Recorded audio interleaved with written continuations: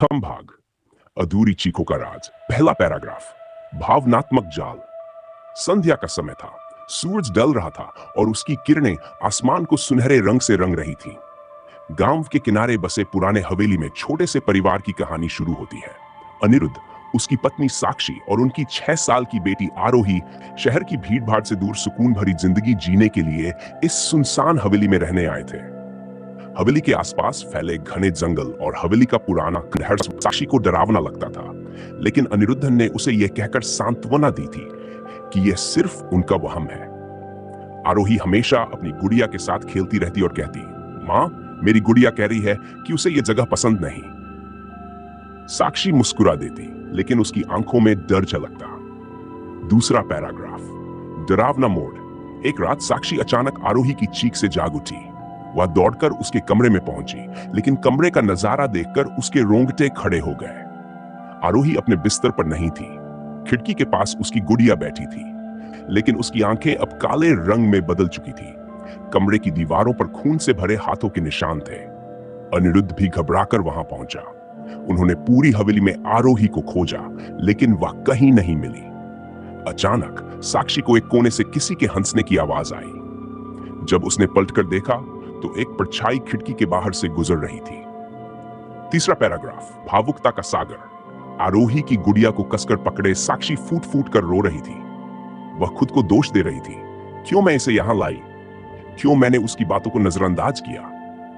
अनिरुद्ध ने साक्षी को संभालने की कोशिश की, लेकिन उसकी अपनी आंखों में आंसू थे। उनकी प्यारी बेटी कहां गई, ये सोच सोचकर वे टूट चुके थे। तभी एक बूढ़ी महिला जो हवेली के पास ही रहती थी, वहां आई। उसने कहा, इस हवेली के बारे में तुम लोगों को किसी ने बताया नहीं? यहां रात में एक बच्ची की चीखें सुनाई देती है जो कभी लौटकर नहीं आई। चौथा पैराग्राफ, अविश्वसनीय घटना का खुलासा। उसी रात अनिरुद्ध और साक्षी ने मिलकर हवेली का चप्पा चप्पा खंगाला। तहखाने में एक पुराना बंद दरवाजा मिला जो शायद सालों से किसी ने नहीं खोला था। जब उन्होंने दरवाजा खोला तो अंदर का दृश्य देखकर उनकी चीख निकल गई। वहां दीवार पर छोटे छोटे बच्चों के नाम खून से लिखे थे, और उन्हीं नामों के बीच आरोही का नाम भी ताजा खून से लिखा हुआ था। दीवार पर एक पुरानी तस्वीर टंगी थी जिसमें उनकी बेटी आरोही के साथ एक अजनबी व्यक्ति खड़ा था। लेकिन यह कैसे संभव था? उस व्यक्ति का चेहरा धुंधला था, पर उसकी आंखें, वे किसी भूत या शक्ति का संकेत दे रही थी। पांचवा पैराग्राफ, अगले भाग का रहस्य। तस्वीर के नीचे एक लकड़ी का छोटा सा बक्सा रखा था। जब अनिरुद्ध ने बक्सा खोला तो उसमें एक प्राचीन ताबीज और एक पत्र मिला।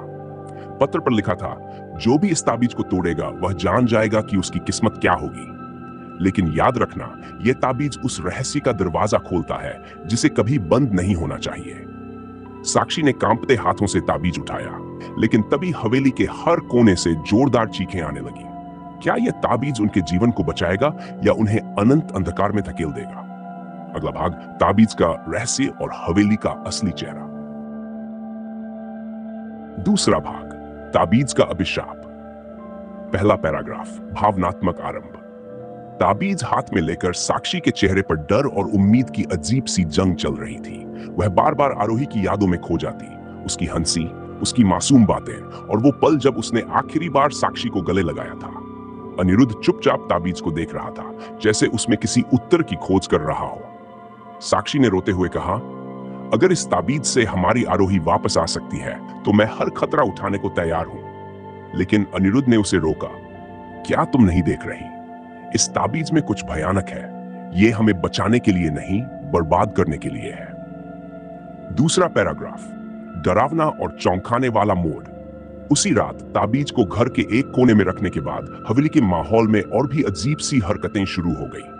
खिड़कियां अपने आप खुलने लगी, दीवारों पर छायाएं उभरने लगी, और हवा में बच्चों की हंसी की गूंज सुनाई देने लगी। अनिरुद्ध ने महसूस किया कि ताबीज जैसे किसी अदृश्य शक्ति को आकर्षित कर रहा था। अचानक आरोही की गुड़िया हवा में खुद ब खुद उठ गई और कमरे के बीच में गिर गई। उसकी आंखों से खून जैसा लाल तरल बहने लगा। उसी समय साक्षी को आरोही की चीखें सुनाई दी। वह दौड़कर तहखाने की ओर भागी, और वहां उसने देखा कि दीवार पर ताजा खून से लिखा था, मुझे बचा लो, मां। तीसरा पैराग्राफ, भावुक और हृदय विदारक दृश्य। साक्षी फूट फूट कर रो रही थी। आरोही मेरी बच्ची, तुम कहां हो? उसकी चीख सुनकर अनिरुद्ध भी वहां पहुंचा। उसने साक्षी को संभालते हुए कहा, हमें कुछ करना होगा। यह ताबीज हमारी मदद कर सकता है, लेकिन हमें इसका सही तरीका पता लगाना होगा। उसी समय बूढ़ी औरत फिर वहां पहुंची। उसने साक्षी को चेतावनी दी, इस ताबीज का इस्तेमाल मत करो। यह हवेली उन बच्चों की कब्रगाह है जिन्हें यहां बलि दी गई थी। अगर ताबीज सक्रिय हुआ तो जो भी बचा है वह भी खत्म हो जाएगा। लेकिन साक्षी को अब कुछ सुनाई नहीं दे रहा था। उसके लिए बस उसकी बेटी महत्वपूर्ण थी। चौथा पैराग्राफ, अविश्वसनीय रहस्य का खुलासा। साक्षी ने अनिरुद्ध की सलाह और बूढ़ी औरत की चेतावनी को नजरअंदाज करते हुए ताबीज को अपने हाथ में कसकर पकड़ लिया। ताबीज अचानक जलने लगा, जैसे उसमें कोई शक्ति जाग गई हो। साक्षी को एक दृष्टि दिखाई दी, एक पुरानी रस्म जिसमें बच्चों को बलि दी जा रही थी। उन बच्चों में आरोही भी थी, जो किसी अंधेरी ताकत की ओर खींची जा रही थी। साक्षी चीख पड़ी, नहीं। अचानक तहखाने की दीवारों पर छिपा हुआ दरवाजा खुल गया। उस दरवाजे के पीछे एक गहरा कुआं था और उसमें से किसी के रोने की आवाज आ रही थी। जब साक्षी और अनिरुद्ध ने झांक कर देखा तो वहां आरोही खड़ी थी, लेकिन उसके चेहरे पर एक अजीब सी चमक थी। पांचवा पैराग्राफ, अगले भाग का आरोही ने सिर झुकाकर धीमी आवाज में कहा, मां, मुझे बचा लो। ये लोग मुझे नहीं जाने देंगे। लेकिन उसके पीछे एक परछाई खड़ी थी, जिसकी आंखें जलती हुई अंगारों जैसी थीं। साक्षी ने आगे बढ़कर आरोही को खींचने की कोशिश की, लेकिन जैसे ही उसने उसका हाथ पकड़ा, वह परछाई चिल्लाई, अगर तुमने इसे ले जाने की कोशिश की तो यह हवेली तुम्हें हमेशा के लिए निगल जाएगी। साक्षी ने डर और प्यार के बीच फंसी अपनी बेटी को कसकर पकड़ लिया। तभी परछाई ने रहस्यमयी ढंग से कहा, तुम सच जानना चाहती हो? इस ताबीज की असली कीमत चुकानी होगी। अगला भाग, ताबीज की असली कीमत और हवेली का प्राचीन रहस्य। तीसरा भाग, हवेली का पैराग्राफ, भावनात्मक शुरुआत। साक्षी का दिल आरोही की आवाज सुनकर तड़प रहा था। उस गहरे कुएं के भीतर अपनी बेटी को देखकर वह खुद को असहाय महसूस कर रही थी। उसकी आंखों से आंसू बहते जा रहे थे, लेकिन उसकी ममता उसे हार मानने नहीं दे रही थी। उसने चिल्लाते हुए कहा, आरोही, मैं तुम्हें यहां से ले जाऊंगी, चाहे कुछ भी हो जाए। अनिरुद्ध, जो अब तक साक्षी को संभालने की कोशिश कर रहा था, उसकी आवाज भी लड़खड़ा गई। साक्षी, ये कोई साधारण खेल नहीं है। यहां कुछ ऐसा है जो हमारी समझ से बाहर है। लेकिन साक्षी की आंखों में दर्द और गुस्से का तूफान था। वह अपनी बेटी को खोने के ख्याल से ही कांप रही थी। दूसरा पैराग्राफ, डरावना और चौंकाने वाला मोड। जैसे ही साक्षी ने आरोही की ओर हाथ बढ़ाया, अचानक हवेली की दीवारें कंपन करने लगी। कुएं से ठंडी हवा का झोंका उठा और पूरा माहौल डरावना हो गया। कुएं के भीतर से एक अजीब सी आवाज आई, तुम यहां से इसे नहीं ले जा सकती, ये अब हमारी है।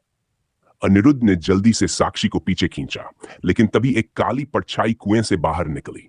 वह परछाई एक महिला की आकृति में बदल गई, जिसका चेहरा भयानक रूप से विकृत था।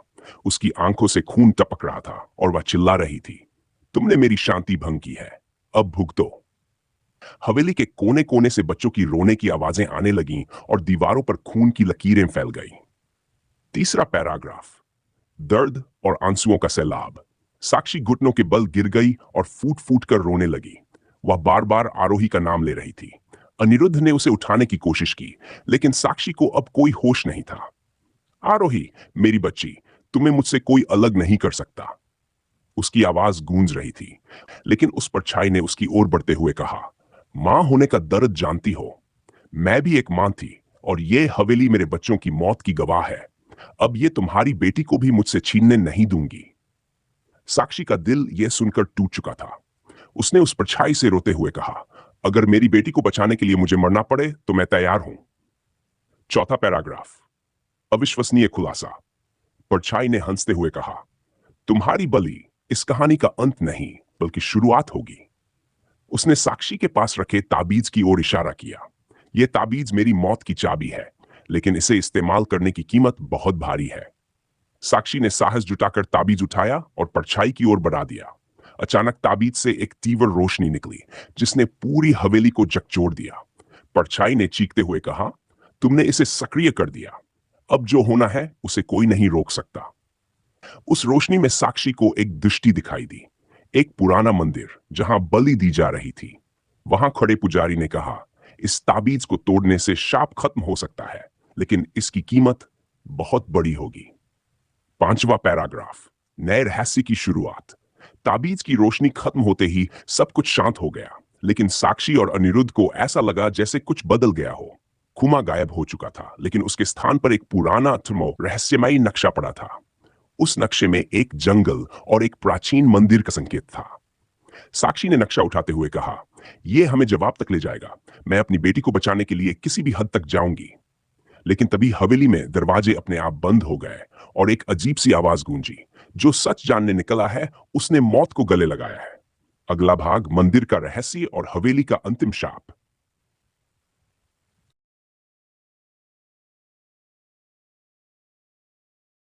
अंतिम भाग, हवेली का अंतिम शाप। पहला पैराग्राफ, भावनात्मक शुरुआत। उस रहस्यमयी नक्शे को देखकर उलझन में थे। उनकी बेटी आरोही के लिए यह आखिरी उम्मीद थी। साक्षी ने नक्शे को कसकर पकड़ लिया और आंसुओं से भरी आंखों से अनिरुद्ध की ओर देखा। हमने सब कुछ खो दिया है। अब अगर इस नक्शे पर चलने से हमारी बेटी वापस मिलती है तो मैं जान की भी परवाह नहीं करूंगी। अनिरुद्ध ने उसका हाथ पकड़ा और कहा, हम इसे साथ मिलकर करेंगे।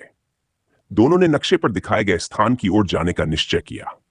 उनकी आंखों में डर और उम्मीद का अजीब मिश्रण था, लेकिन दिल में अपनी बेटी को वापस पाने की दृढ़ इच्छा थी। दूसरा पैराग्राफ, डरावना और चौंकाने वाला मोड़।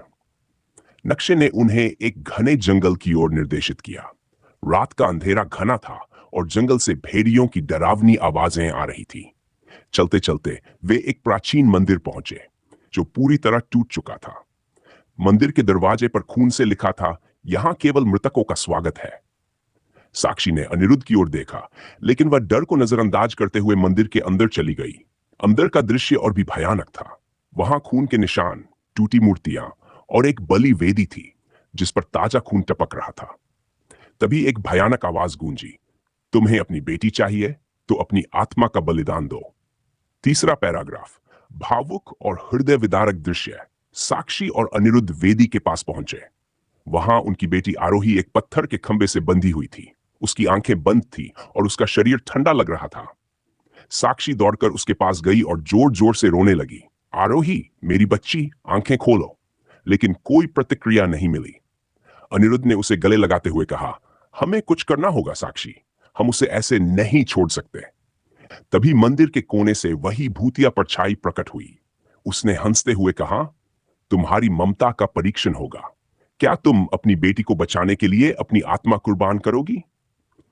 अविश्वसनीय खुलासा। साक्षी ने बिना सोचे समझे कहा, हां, अगर मेरी आत्मा की बलि देने से मेरी बेटी बच सकती है तो मैं तैयार हूं।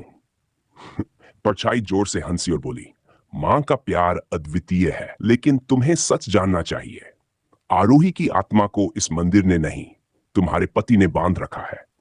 यह सुनकर साक्षी हक्का बक्का रह गई। अनिरुद्ध ने कांपती आवाज में कहा, यह सच है।